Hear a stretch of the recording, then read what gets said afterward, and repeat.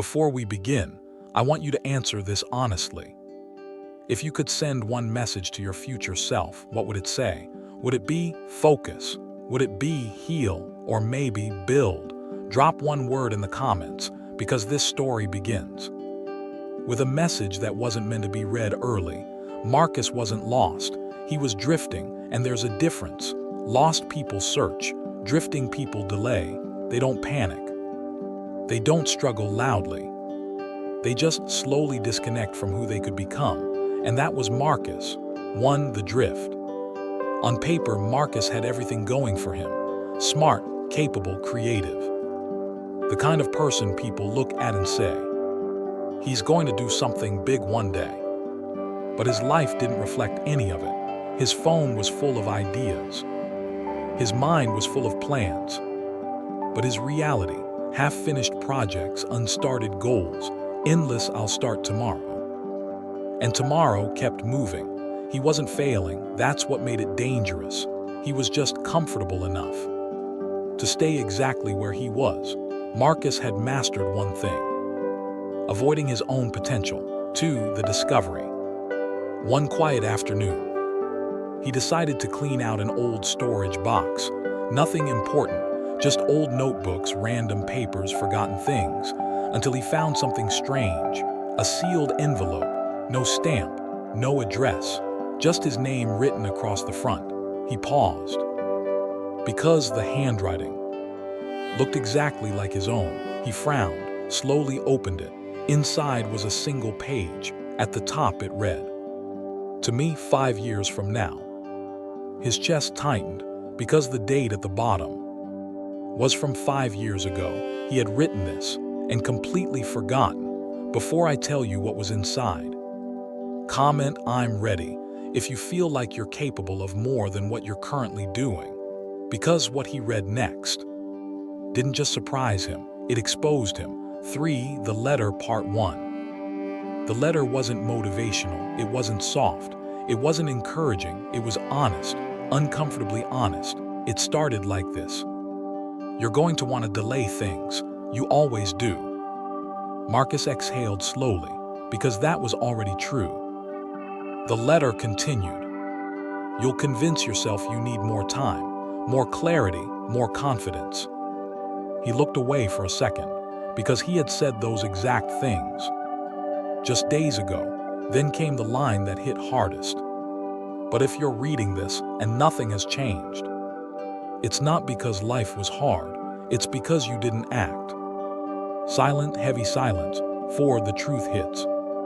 Marcus swallowed. His chest felt tight, because this wasn't someone judging him. This was him. No excuses, no filters, just truth. The letter went on.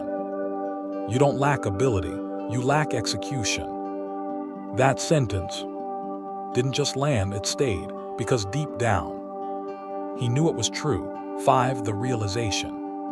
He kept reading.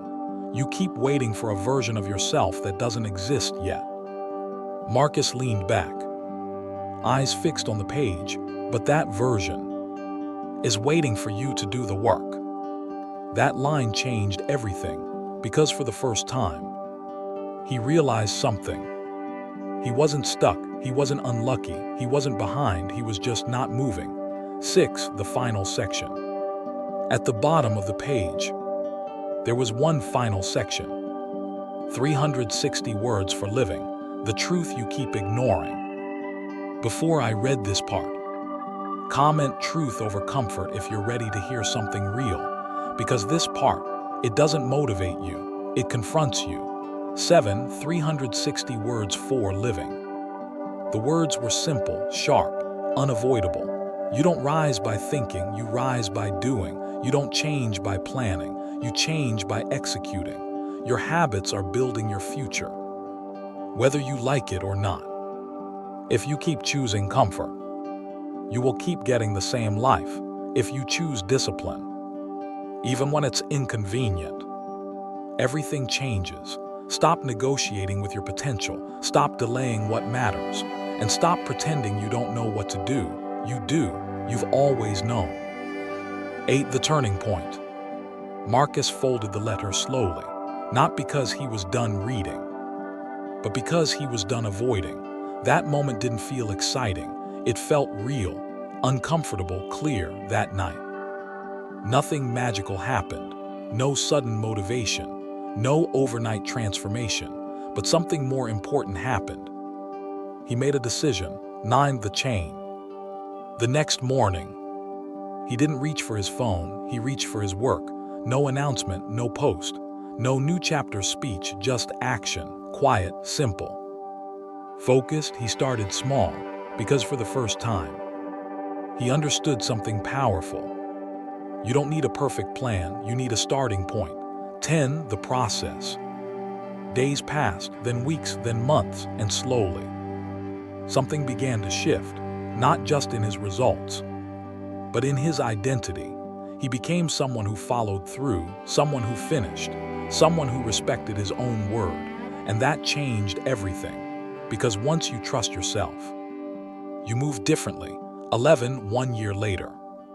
A year later, Marcus found the letter again. Same words, same page, but this time, something was different. He smiled, not because his life was perfect, but because it was honest. For the first time, his actions matched his potential, and that was enough. 12. Message to viewer. And maybe that's the point. You don't need perfection. You don't need a breakthrough moment. You need a moment of truth. Because here's your 360 words for living. You already know what you should be doing. The problem isn't information, it's action. You don't need more time, you need more intention. You don't need more ideas, you need more execution. Your future is not waiting to surprise you, it's being built by what you do today. Marcus didn't find success in a letter, he found clarity, and then he acted on it. So now I'll ask you again. If your future self wrote you a letter today, what would it say? Write it in the comments, because sometimes the truth you need most is the one you've been avoiding. Subscribe for more 360 words for living. Because the right words don't just inspire, they confront you, and then they change you.